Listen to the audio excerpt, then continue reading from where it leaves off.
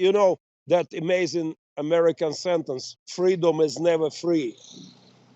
I hear this many times in your country, but now my country pay huge price for freedom for our children. We never had freedom in my history. My country have a 1,000-year history, but we never had freedom like now.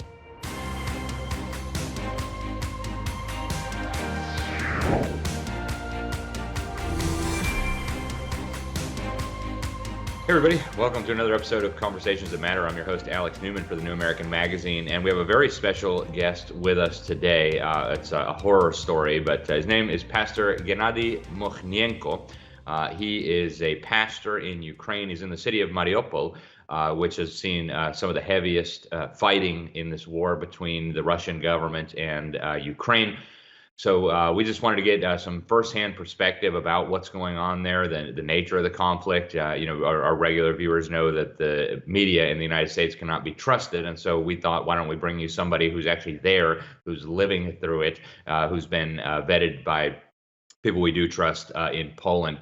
Pastor Gennadiy, welcome to the program. Thank you so much for joining us. And give us a little bit of insight into what's been going on there. A lot of Americans don't watch the news, and even the ones who do watch the news think that it's just everything is lies. So what's happening there? What have you experienced?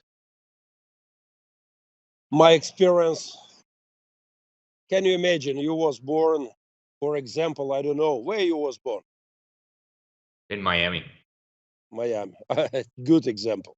Can you imagine? You was born in Miami, and somebody came to your city and destroyed all your amazing buildings, amazing beach, and killed 20, 30, 40,000 people.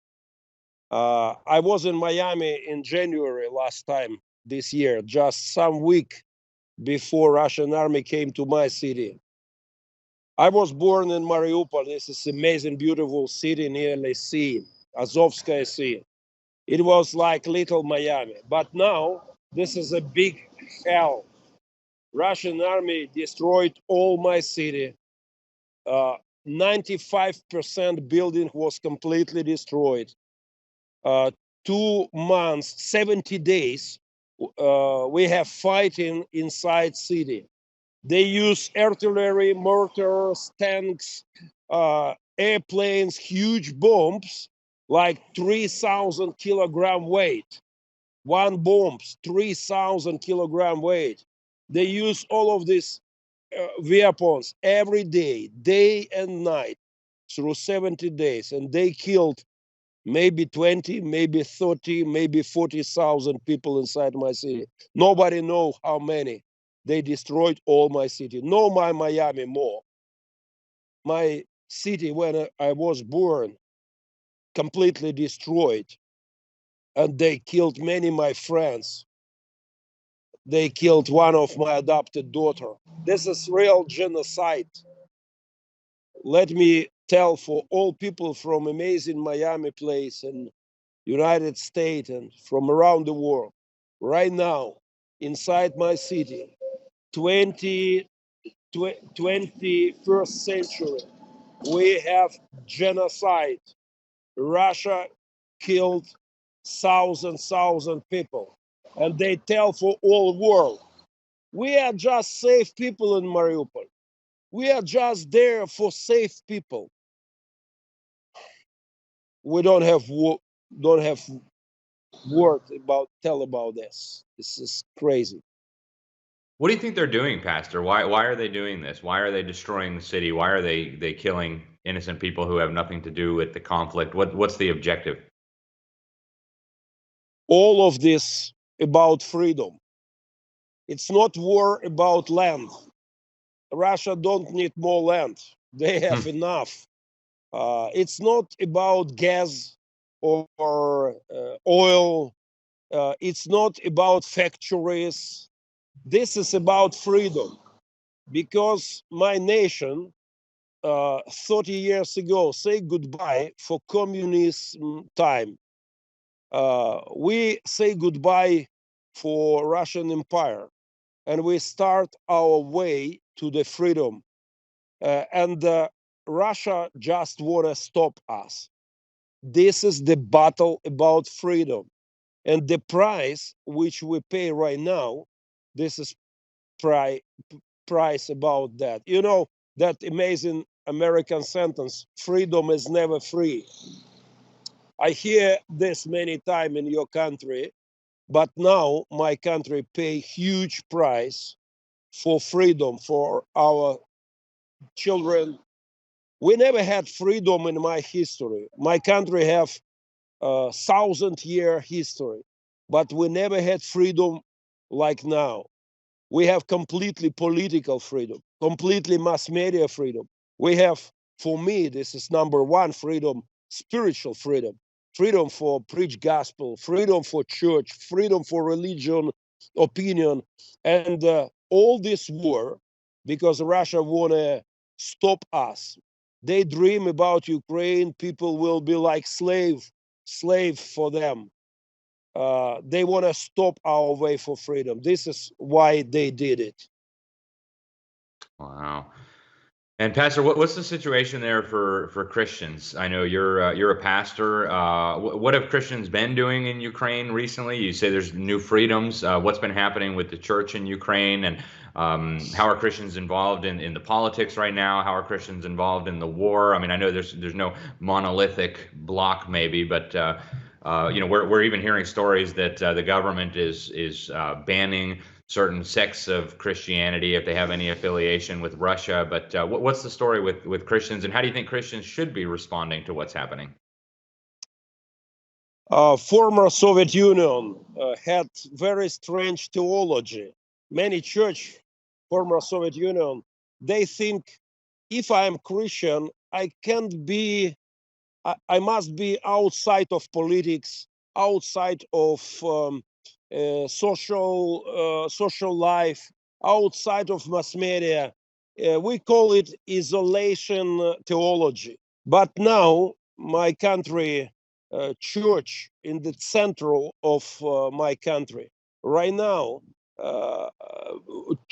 Christian go like soldier, Christian evacuate people, church help for people everywhere, for refugee. For example, right now, me and my team, we stay in front line all of these 70 days. Just 1 hour before your call, I was in front line, and we evacuate people under shooting, directly under Russian shooting. One of my friends, he is my chaplain from my team, his car was destroyed.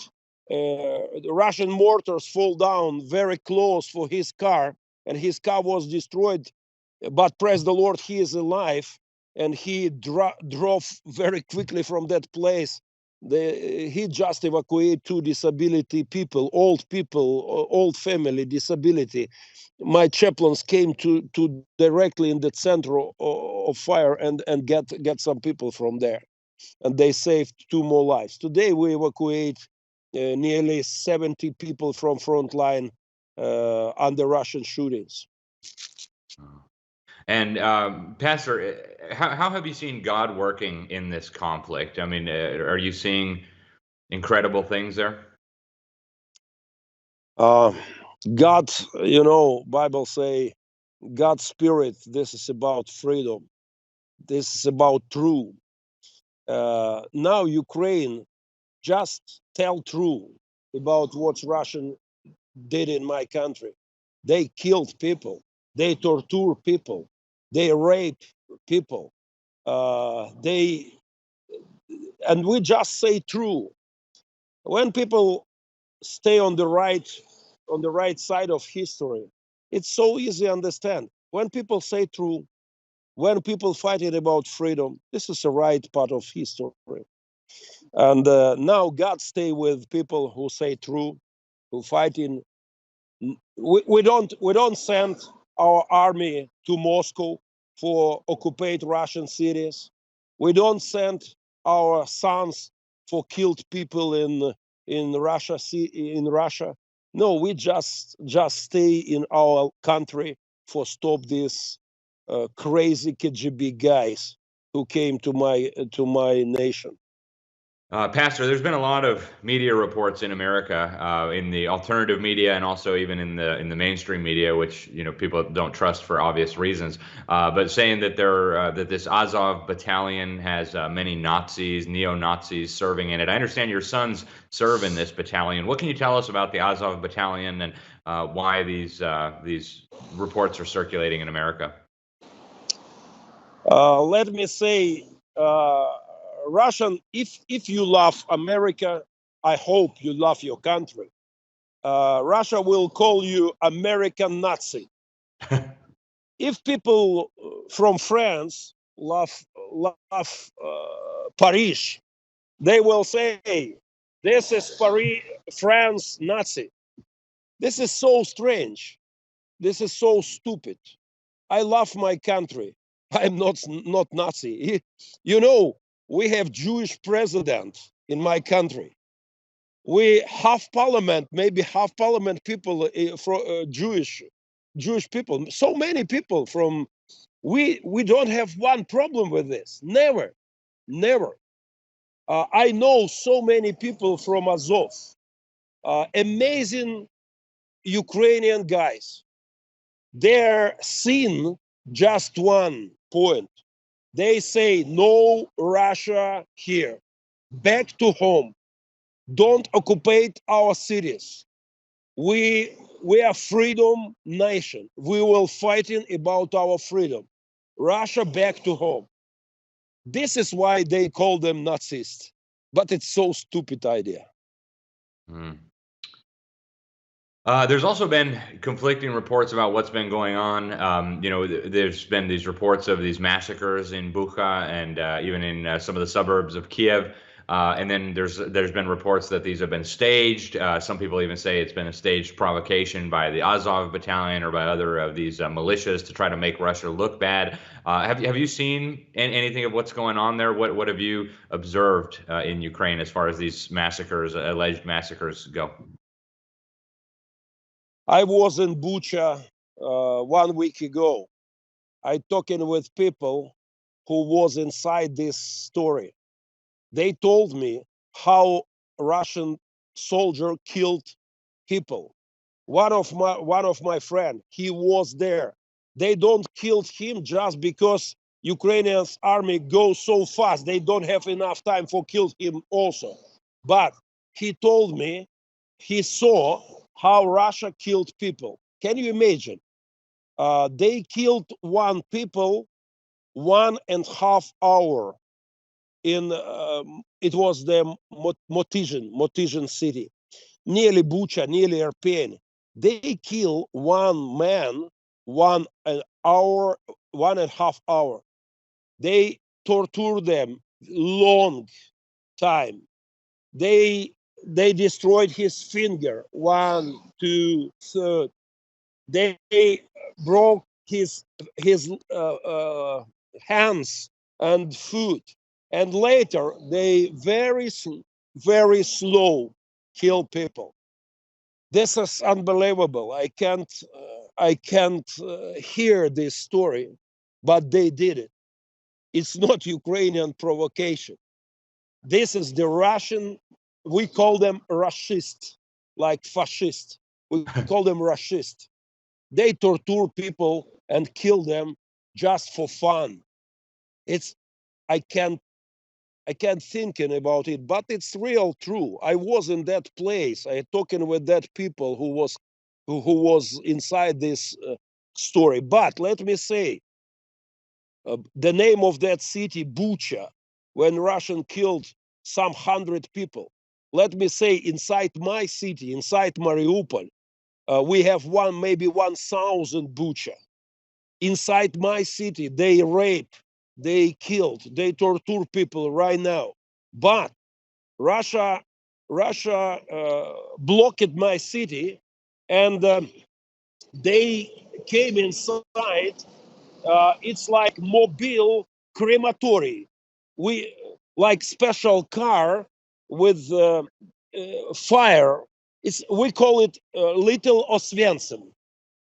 Mobile Oswiecim, mobile Auschwitz. They came this car, maybe 15, maybe 20, and they killed people in my city, and later they just put body inside fire. We have, in my city, in Mariupol, we have maybe 1,000 Bucha right now. Wow. Well, Pastor, before we let you go, what's your message to Americans? What's your message to Christians around the world? How can people pray for you and for other Christians in Ukraine? And for, I mean, what would you ask for? I want to just say big thanks for everybody who's staying with my country now.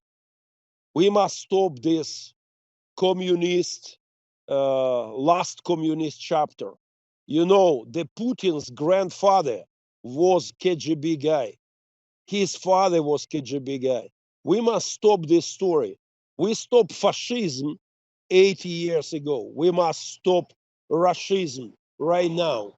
This is, I hope we will have enough power together for stop this last part of Russianism. Very good. Well, Pastor, thank you so much for joining us. Thank you for sharing what you've seen. I hope the people out there will keep you and your people in prayer. A terrible situation, but thank you, and hopefully we'll get some more updates from you as the conflict rages on, and we'll look forward to keeping in touch. Thank you again, Pastor. Thank you. All right, folks. That was Pastor Gennadiy Mokhnenko, and he is in Ukraine. He's in the city of Mariupol, and he is dealing with what's happening there in the conflict. In fact, he's been on the front lines serving the wounded and others. So I want to thank you guys all for tuning in. I'm Alex Newman. This is Conversations That Matter. We will continue to bring you information that you won't find anywhere else. So stay tuned, subscribe, get to our website, newamerican.com. Until next time, God bless you all.